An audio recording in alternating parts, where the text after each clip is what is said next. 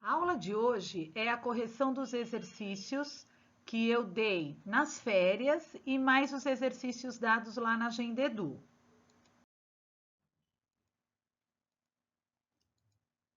O primeiro exercício vocês tinham lá. Em São Paulo, entende-se por encanador o que no Rio de Janeiro se entende por bombeiro e em Lisboa por canalizador. Isto permite afirmar que em algum desses lugares ocorre um uso equivocado da língua portuguesa?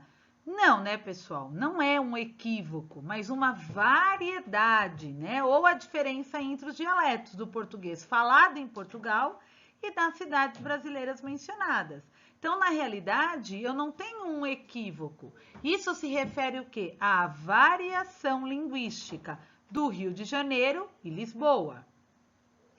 Uma reforma que viesse a uniformizar a ortografia da língua portuguesa em todos os países que a utilizam evitaria o problema de comunicação ocorrido entre o jornalista e a secretária? Você concorda com essa afirmação? Não, né, pessoal? De maneira nenhuma, porque a uniformização ortográfica, ela não afeta as diferenças lexicais, ou seja, o emprego do vocabulário e o sentido da palavra.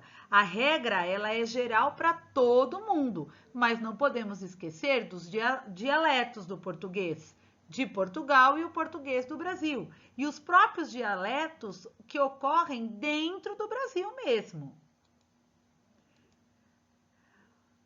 O segundo exercício, o texto apresentado afasta-se das convenções ortográficas da língua e da norma padrão. Em que medida se podem considerar legítimos os usos nele presentes? Então, olha lá. Primeiro, eu tenho aí a variante social e geográfica. Então, nesse texto, o que eu tenho é a variação social e geográfica. Então, reproduz o falar do homem simples do Nordeste, aquele que mora no sertão. Sociedade, o homem simples, e geográfica, porque ele mora no sertão. Transponha para a norma padrão as passagens. Então, ficaria como? Agora, o homem quer ir à lua, porque não quis aprender a realidade de meu sertão.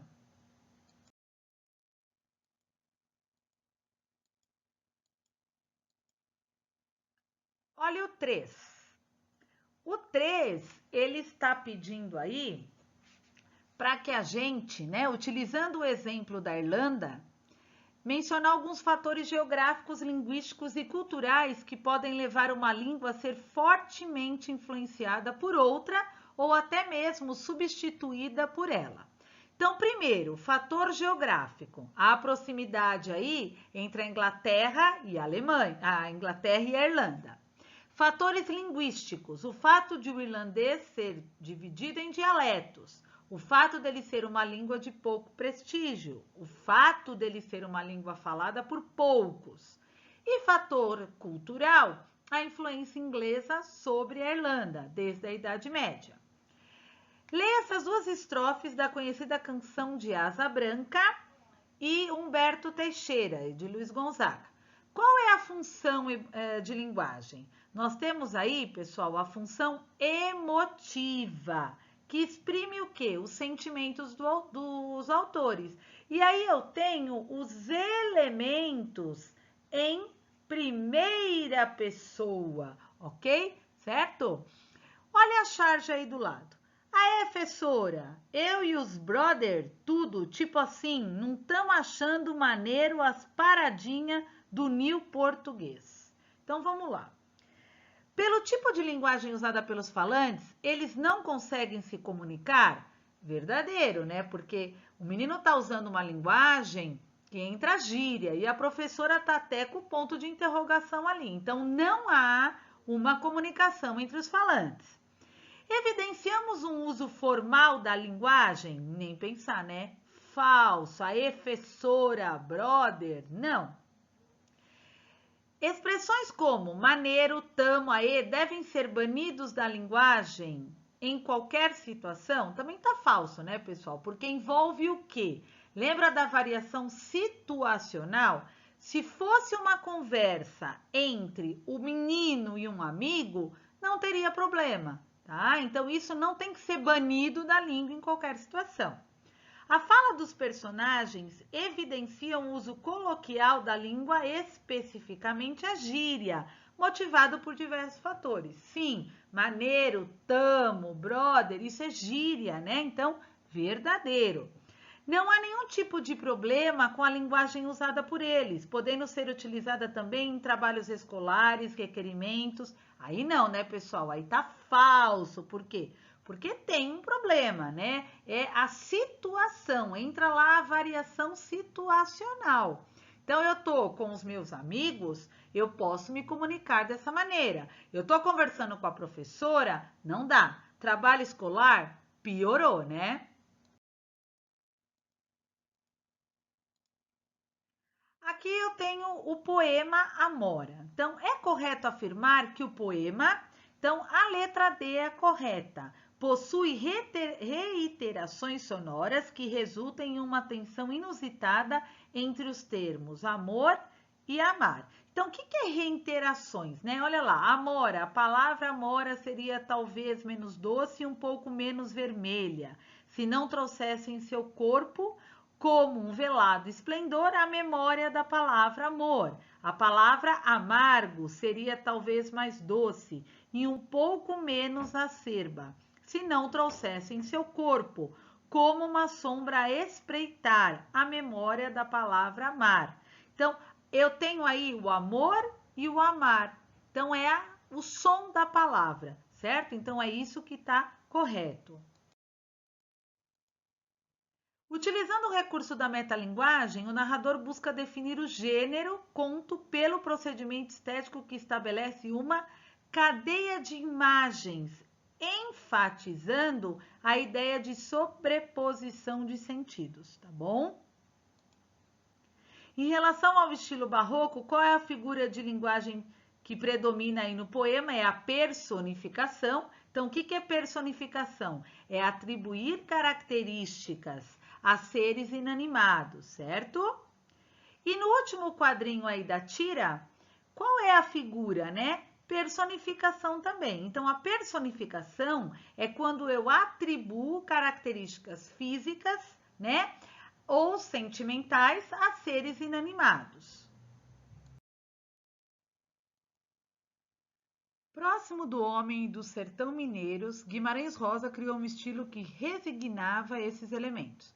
Então, o fragmento expressa a peculiaridade desse estilo narrativo. Por quê? Porque ele expressa o fluir do rebanho e dos peões por meio de recursos sonoros e lexicais. Então, o som ele vai colocando aí os recursos e o léxico é a construção dentro do texto. 11. Nesse texto, no que diz respeito ao vocábulo empregado pela moça de Montes Claros, então a narradora expõe uma visão o quê? Então ela tem o quê? O descaso, a ironia, a admiração, a antipatia, a indignação? Não, é irônica. Então ela expõe uma visão de ironia, uma vez que incorpora o vocabulário formal da moça na situação familiar. 12. Assinale a alternativa em que o pronome grifado não apresenta vício de linguagem. Caro investidor, cuide melhor de seu dinheiro, né? Então, aqui, pessoal, vício de linguagem, tá dentro lá das figuras de linguagem. Então, o dinheiro de quem? O dinheiro dele, certo? Então, essa não apresenta o vício de linguagem, está correto.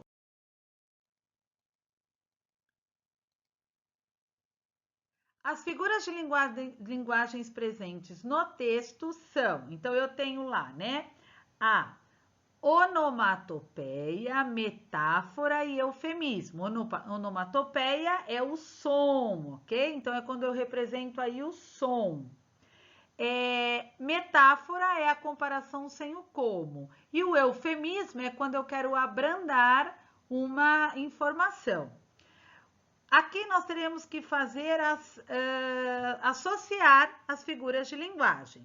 Então, aqui, ó, o céu está mostrando sua face mais bela. Isso é prosopopeia, onde eu tenho, é igual a personificação, atribuindo características. Eduardo tem um olhar frio, desesperador. Aí eu tenho uma sinestesia, né? Então, ele tem um olhar frio. Olhar, no caso aí, eu tenho a visão.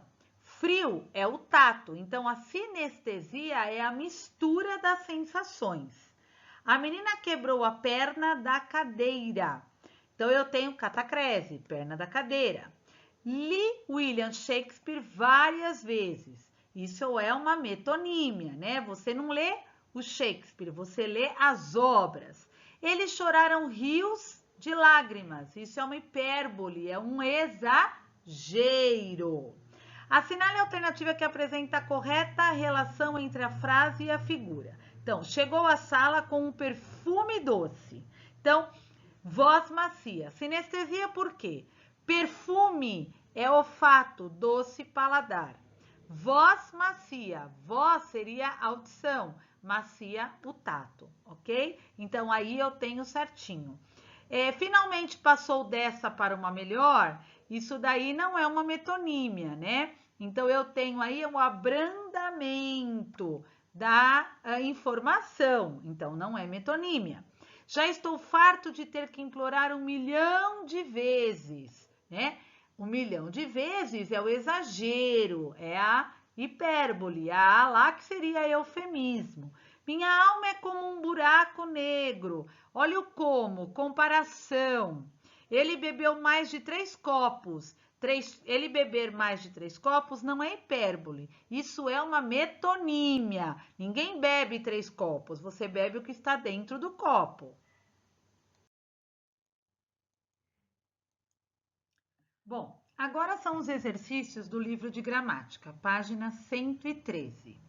Vocês tinham que escolher aí o parônimo ou o homônimo adequado ao sentido geral do enunciado, tá bom? Letra A, caçar com cedilha.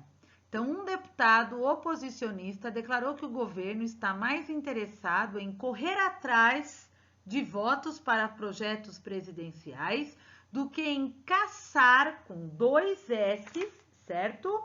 Anular o mandato. Então, por que eu vou pôr aí mandato? Mandato é no sentido de procuração, poder político outorgado pelo povo, de parlamentares acusados de irregularidades.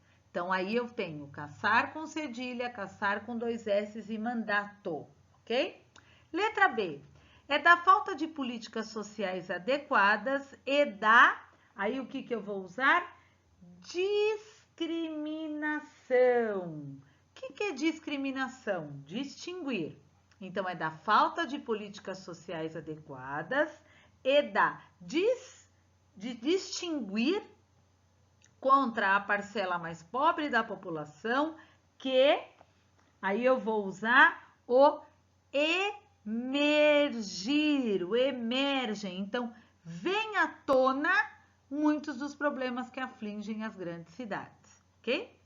Será necessário reescrever o contrato e retificar, corrigir esse contrato.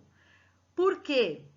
Eu vou corrigir vários de seus itens, pois são flagrantes, ou seja, são evidentes as falhas que ele apresenta, principalmente na divisão relativa às obrigações do vendedor do imóvel, porque eu tenho aí cessão com S e cedilha, seria a divisão.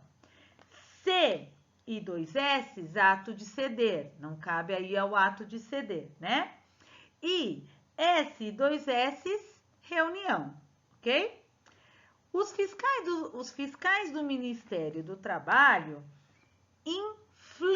infligiram, né? Então, eles aplicaram castigo na semana passada a 3 grandes empresas que não respeitaram as leis trabalhistas. Com R é não respeitar as leis.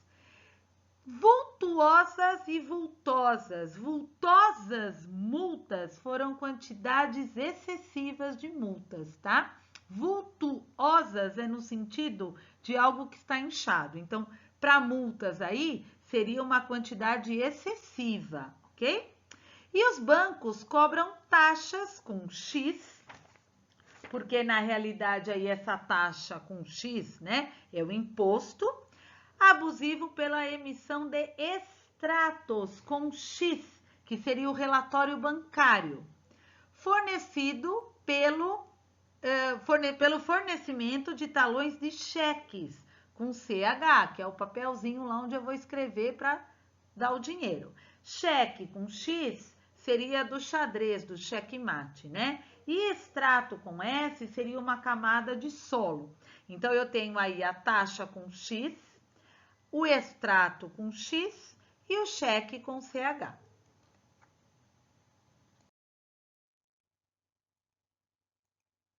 Continuando aí a atividade, agora era do caderno de atividades, né? Página 16. Então, vocês vão acompanhando aí, lá na página 16, e eu só coloquei as respostas, tá bom? Tem um texto lá, mas eu peguei só a resposta. Então, vocês vão acompanhar aí pelo caderno de atividade. O exercício 4, tá bom? Que tá falando aí de um capítulo do livro Memórias Póstumas de Brás Cubas. O que nós vamos mexer aí com isso? Nós vamos falar relacionado à parte da semântica, de sinônimo, antônimo. Então, referindo-se à sua estratégia para a conquista da Marcela, o narrador, ele faz uso de duas expressões que se contrapõem. Quem são? Corcel do desejo e asno da paciência. Então, o que significa? O corcel do desejo simboliza a ansiedade, a pressa e o desejo para conquistar Marcela. O asno da paciência revela que ele mudou de estratégia para conquistá-la. Ele começou a ser um pouquinho mais calmo. Então, está se contrapondo com a primeira, ok? Manhoso e teimoso são sinônimos? No texto, não. Manhoso significa aquele que tem manha, truque, né? Teimoso significa persistente, aquele que não desiste. Comparando a carga semântica da palavra paixão e ligação, é válido afirmar: narrador-personagem revela certo menosprezo pelo que se passou entre ele e Marcela? Sim, né? Por quê? Porque a paixão, ela tem um sentido mais intenso, sugere um sentimento forte, uma ligação, já sugere algo menos envolvente. Paixão é intenso, ligação é algo menos envolvente. Então, ao trocar paixão por ligação, o narrador dá a entender que talvez não tenha sido apaixonado por Marcela, e sim que ele teve apenas um envolvimento amoroso, um caso, ok?